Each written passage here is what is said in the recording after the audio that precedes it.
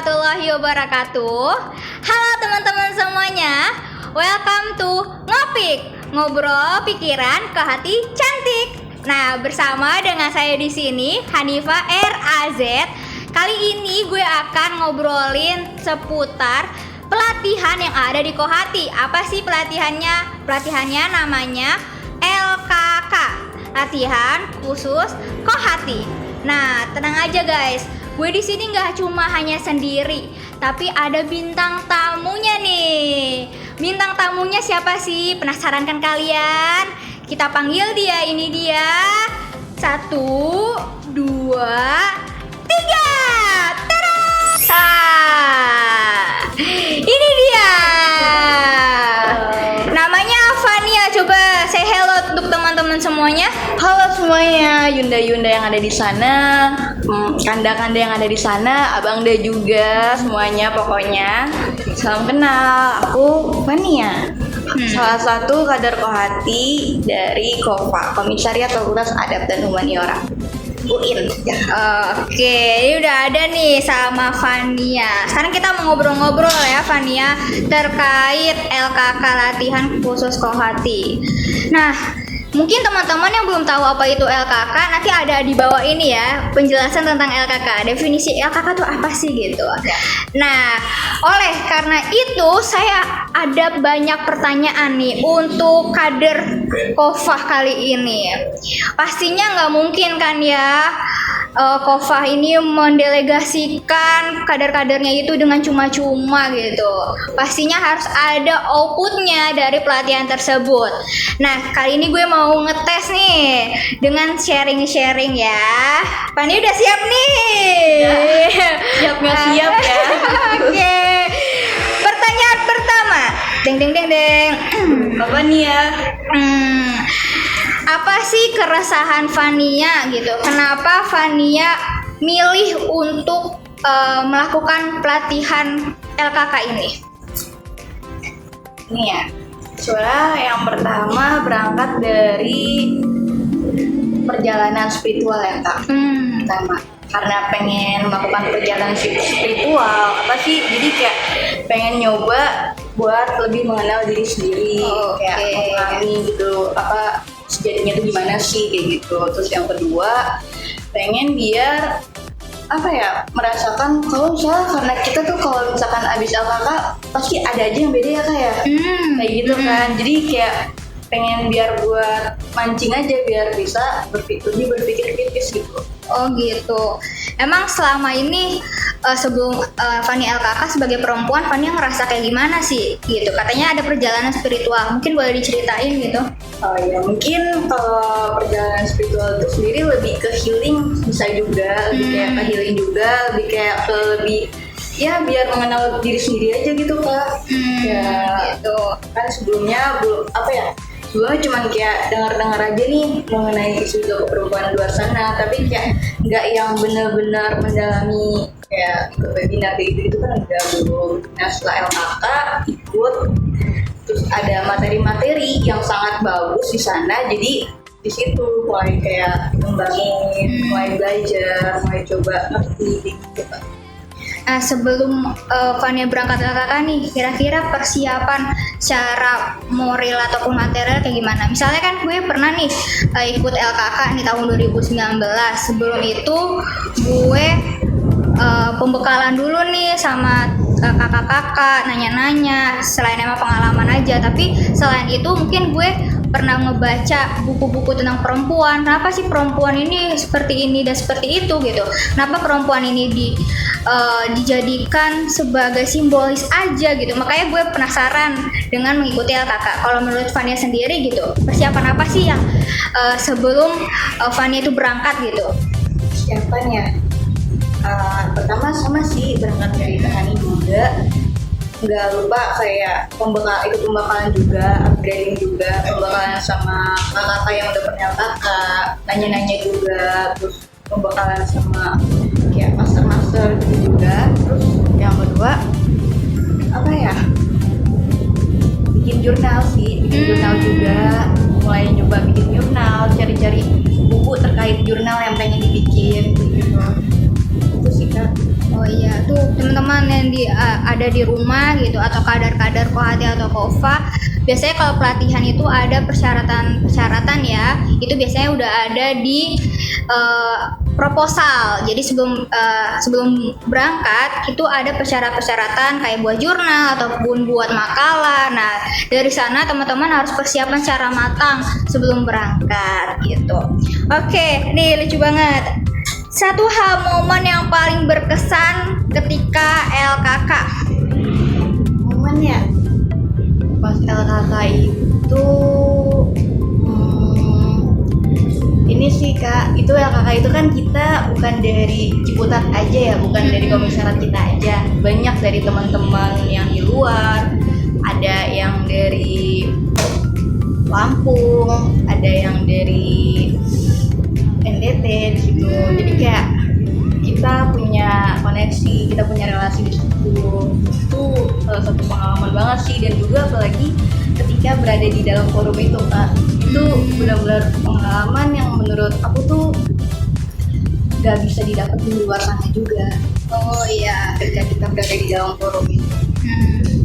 Terus selain itu misalnya kan ada relasi pertemanan ya, kita bangun sama kader Kohati gitu yang mengikuti training juga bareng-bareng, dan bukan hanya satu wilayah aja guys, jadi banyak wilayahnya. Ada misalnya pendaftarnya ada dari Sumatera, ada dari Kalimantan atau dari NTT kayak gitu, semuanya tuh gabung di satu forum gitu. Selain itu mungkin ada materi yang paling berkesan banget nih ketika Fania LKK gitu. Itu materi psikologi perempuan. Psikologi perempuan, kenapa tuh psikologi perempuan? Karena menarik aja ya Kak untuk dibahas psikologi perempuan, soalnya juga menyangkut diri kita sendiri, karena juga kita kan sebagai perempuan kadang suka ngerasa kayak bad mood gitu-gitu, yang kurang stabil juga, kayak apa, mood swing ya. Oh ya, mood swing itu dibahas juga. Terus ya, aku di situ sempat nemu, jadi waktu itu teman aku ada yang presentasi makalahnya, jurnalnya tentang psikologi perempuan. Nah, di situ tuh dia ada ngebahas, ini benar-benar keyword baru juga buat aku, insight baru banget mengenai psikologi perempuan. Dia di situ ada ngebahas tentang kayak daddy issue. Oh, gimana tuh?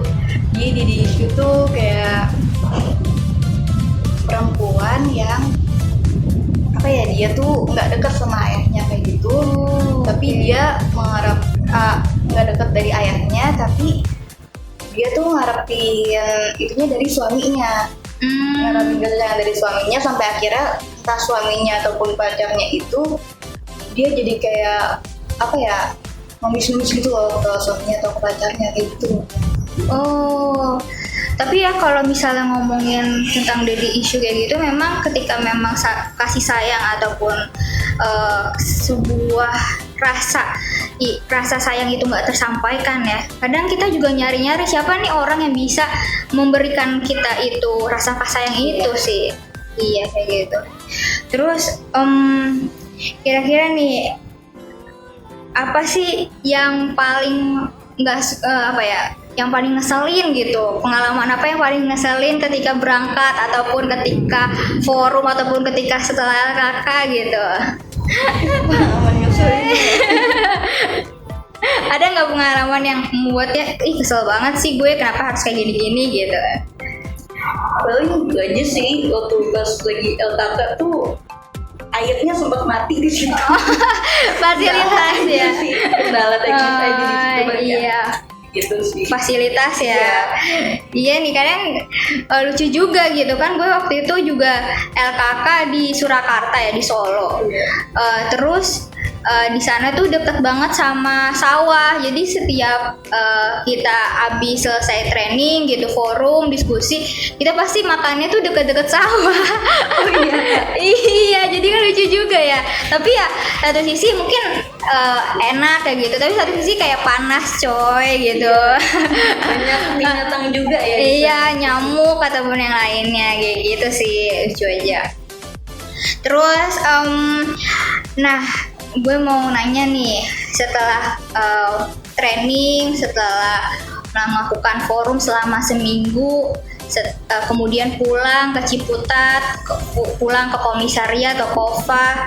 Kira-kira perubahan apa sih yang Fania rasakan di diri Fania ataupun di masyarakat gitu? Maksudnya di antara kader-kader ataupun kayak gimana?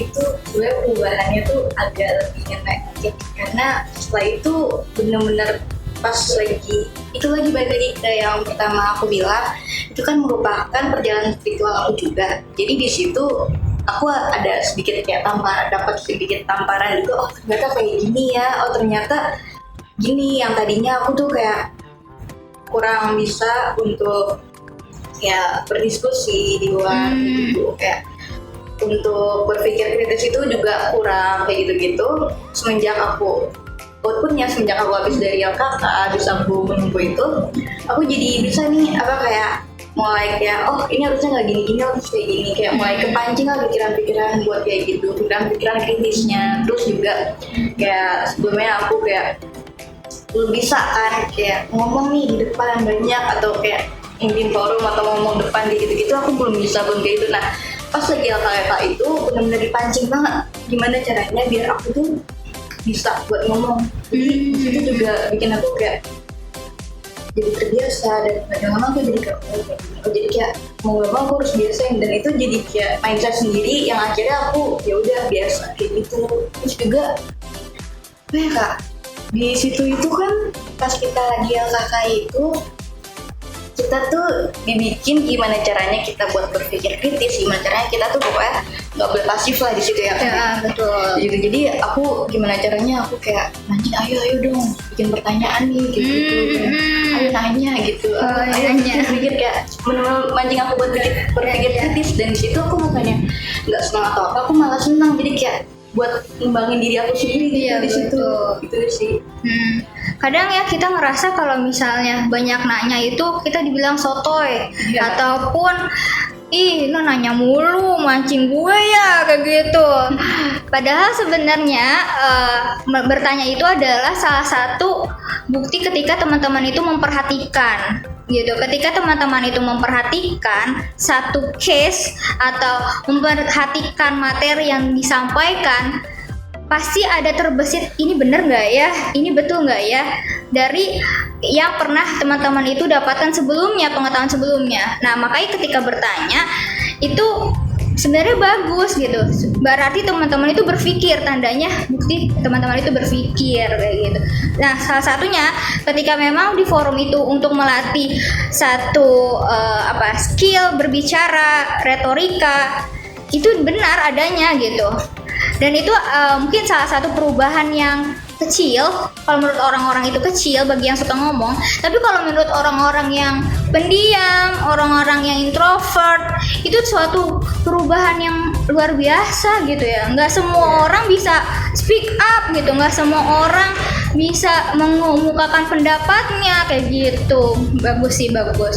Terus kalau menurut Fania sebelum ketika LKK, terus pas sudah LKK memandang perempuan itu seperti apa? Misalnya kan kayak gini, gue ikut sebelum LKK, gue membaca kenapa ya perempuan itu selalu didahulukan gitu ketika apapun itu. Misalnya perempuan nggak boleh sekolah, mungkin dibilangnya wajar aja gitu.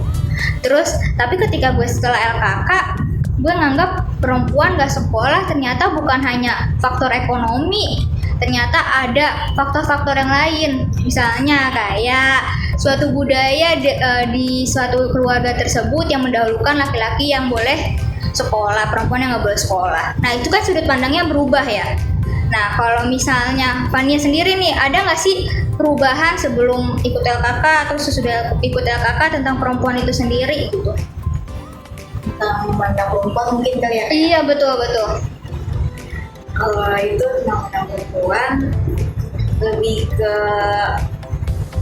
ini sih, perspektif. Kalau misalkan perempuan itu kayak sama kayak yang tadi kakak bilang tentang pendidikan, tapi ini kayak lebih kayak perempuan itu harus bisa untuk berekspresi di umum gitu, berekspresi di luar. Jadi kayak nggak boleh, misalkan kita kalau case-nya ya, kita tuh ada misalkan kita ada plate-nya, pelecehan seksual atau segala macamnya.